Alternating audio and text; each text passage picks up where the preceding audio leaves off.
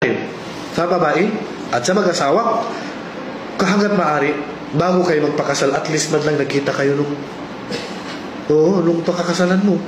Nakita mo siya ba na ito yung pakakasal, ito siya, ito yung itsura niya? Wallahi al-azim, ang Propeta sallallahu alaihi wasallam, marami nagsisi na saka na lang nagkita after ng kasal. Yes, marami nagsisi. At yun ay sinabi ng Propeta. Sabi ng Propeta na ipinayo niya, undur ilaiha ma yad'uka ila nikaiha. Tingnan mo yung babae. Tingnan mo siya. Personal, hindi picture. Hindi video. Tingnan mo siya hanggang sa makita mo sa kanya ang bagay na magtutulak siya para pakasalan siya. Kaya nga nagkaroon ng opinion ng mga ulama, hanggang saan ang pwede mong tingnan sa babae, hanggang saan sa parte ng katawan niya. Pero pag titingnan mo ang parte ng katawan niya na pinahintulutan sa iyo, kasama niya ang kanyang mahram. Ang kanyang tatay, ang kanyang kapatid na lalaki, o kanyang anak na lalaki kasama mo. So ang nagkaroon ng opinion ng mga ulama, ang pananaw ng karamihan sa ulama, ang pwede mo lang tingnan ay ang mukha niya, palad ng gabay at ang talampakan.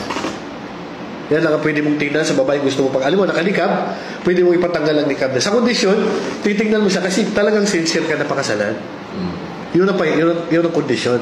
Pumunta ka doon para pakasalan siya, pero gusto mo ba na makita? Pero kung may nakita kang hindi mo gusto sa kanya, pwede kang matras. Pero hindi pupunta ka doon para masisisilip lang. Wala ka namang plano mag-asawa, hindi pwede yun. Naintindihan? Ang pananaw naman ng mga ulama ng Hanabila, pwede mong tingnan hanggang buhok niya. Hanggang liig, hanggang braso. Pwede mong tingnan sa babae. Walang kasalanan, Ustad. Walang kasalanan doon.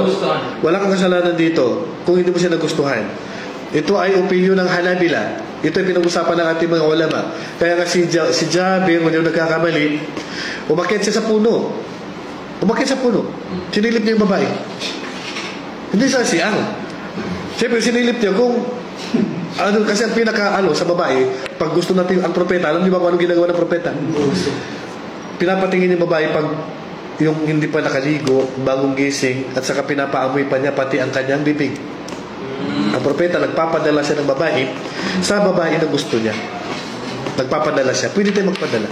Alam mo, pakitingin nga kung yung anong itsura niya hindi pa naligo, yung hindi siya naka-TikTok, hindi siya naka-Facebook, hindi siya naka-filter, walang 360. Tapos, kasi gusto ko siyang pakasalan, pero gusto ko makita mo ang tunay na itsura niya.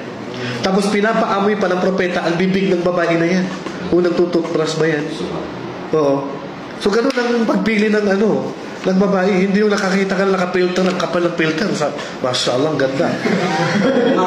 Hindi, nung makita mo ng personal, ba't ganun?